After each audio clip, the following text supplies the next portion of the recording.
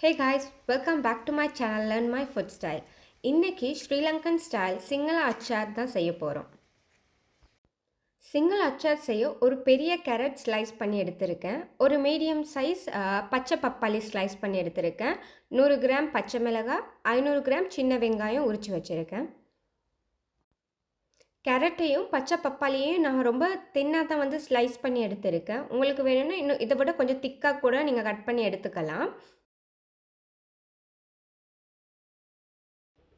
பச்சை மிளகாய் ரெண்டாக ஸ்ப்ளிட் பண்ணி வச்சுருக்கேன். அப்போ தான் மசாலா எல்லாம் பக்கமும் நல்லா கோட் ஆகும். இப்போ மண் சட்டியில் 1 கப் வினிகர் சேர்க்குறேன். நீங்கள் வினிகர் யூஸ் பண்ணுறதால மண் சட்டியில் செய்கிறது தான் பெஸ்ட். வினிகர் நல்லா சூடானதும் அதில் முதல் சின்ன வெங்காயத்தை போட்டு வேக வச்சு எடுத்துக்க போகிறேன்.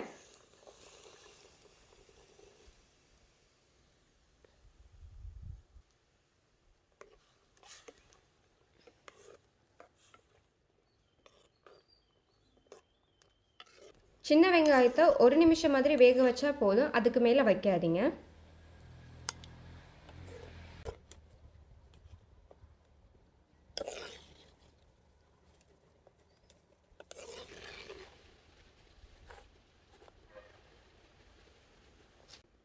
இப்போ கேரட்டை சேர்த்து ஒரு 30 செகண்ட் மாதிரி வேக வச்சு எடுத்துக்கணும்.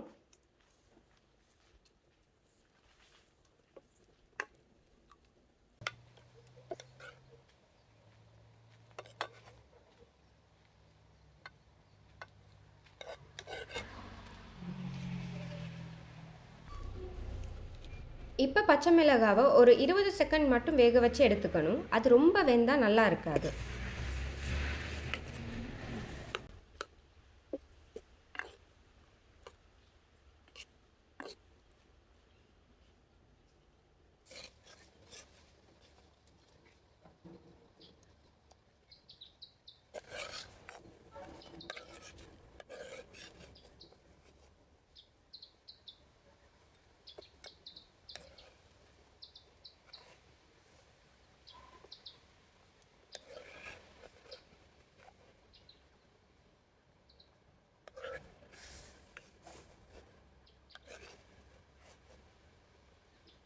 இப்போ பப்பாளியில் 2 பிஞ்ச் மஞ்சள் சேர்த்து நல்லா மிக்ஸ் பண்ணிவிட்டு வேக வைக்கணும். கடைசியில் தான் பப்பாளியை வேக வைக்கணும். ஏன்னா அதில் தன்மை அதிகமாக இருக்குது. ஒன்ஸ் நீங்கள் பப்பாளியை சேர்த்து வேக வச்சதுக்கு அப்புறம் அந்த வினிகரை நீங்கள் திரும்ப யூஸ் பண்ண முடியாது. ஸோ கடைசியாக தான் எப்பயுமே பப்பாளி வேக வைக்கணும்.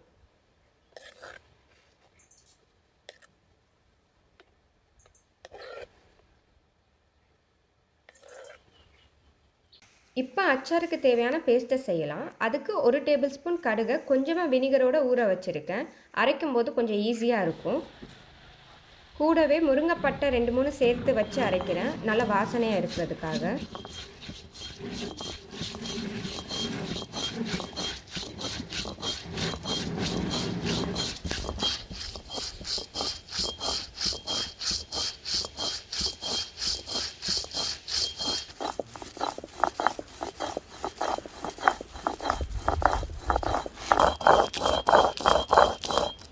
நல்லா ஸ்மூத்தான பேஸ்ட்டுக்கு அரைச்சி எடுத்துட்டு ஒரு துண்டு இஞ்சி வச்சு நல்லா அரைச்சி எடுத்துக்கோங்க.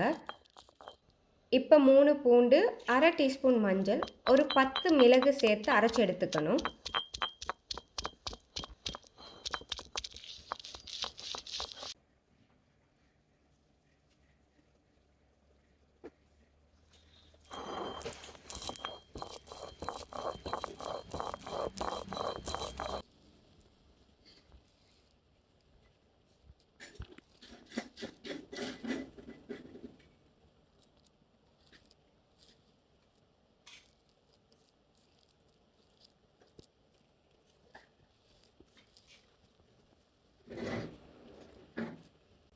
இப்படி நல்லா அரைச்சி எடுத்துக்கணும்.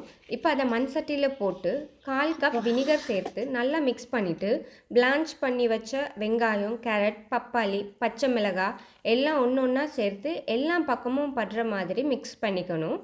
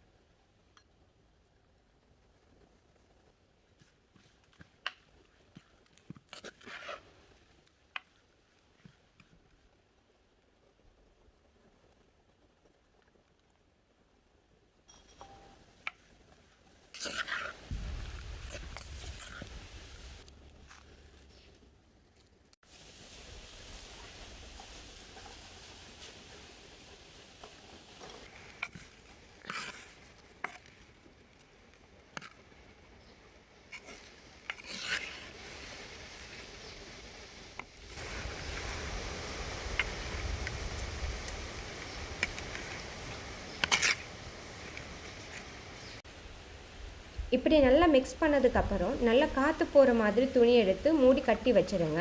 எடுத்து சாப்பிடும்போது ஈரம் இல்லாத ஸ்பூனில் எடுங்க. அப்போ தான் ரொம்ப நாளைக்கு கெடாமல் இருக்கும். இந்த வீடியோ உங்களுக்கு பிடிச்சிருந்தா மறக்காமல் வீடியோ லைக் பண்ணுங்கள், சேனலையும் சப்ஸ்கிரைப் பண்ணுங்கள். தேங்க்ஸ் ஃபார் வாட்சிங் மை வீடியோ.